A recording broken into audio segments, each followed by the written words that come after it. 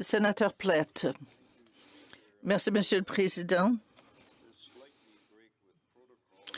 Je vais faire un entorse sur le protocole, si vous le voulez bien. Nous venons de recevoir un texte de notre bonne collègue, la sénatrice Sidman, qui nous annonce que son mari est décédé subitement cet après-midi des suites des complications d'un cancer. Donc, nos prières accompagnent notre collègue.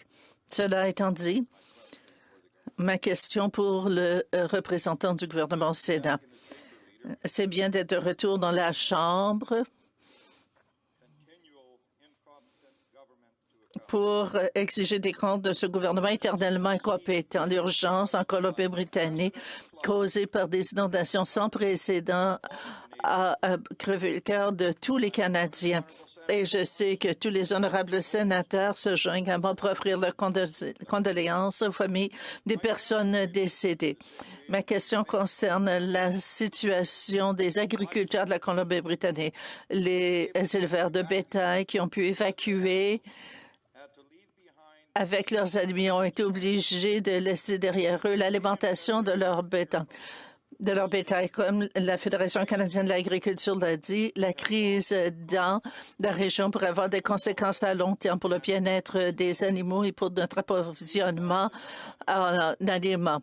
Que fait le gouvernement du Canada maintenant pour offrir une aide d'urgence aux agriculteurs de la Colombie-Britannique, particulièrement les éleveurs? Merci pour la question. Tout d'abord, j'aimerais faire part de mes condoléances à la sénatrice Sidman et à sa famille. Les catastrophes en Colombie-Britannique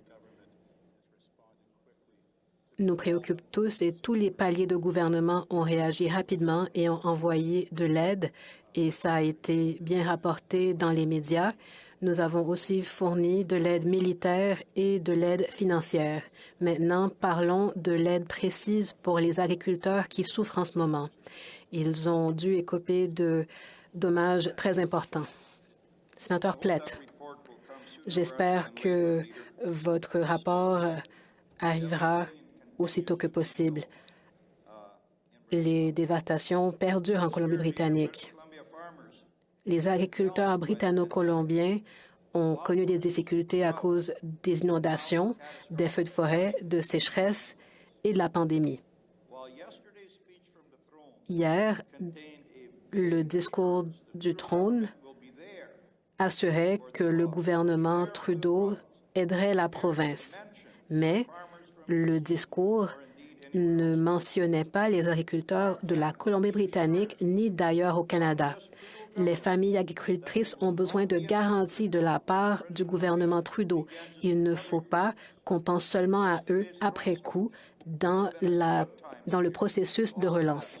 Le discours du trône d'hier aurait été une belle occasion de l'annoncer, mais il n'y a eu aucune mention à cet effet. Les agriculteurs ont besoin d'aide à long terme et j'apprécie que vous nous reviendrez avec une réponse.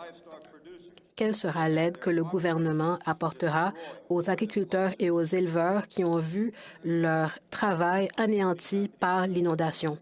Sénateur Gould, je serais ravi de vous revenir avec des réponses plus précises, mais la tragédie et la dévastation s'est produite en Colombie-Britannique et ailleurs au pays et démontre que nous devons tous lutter contre les changements climatiques.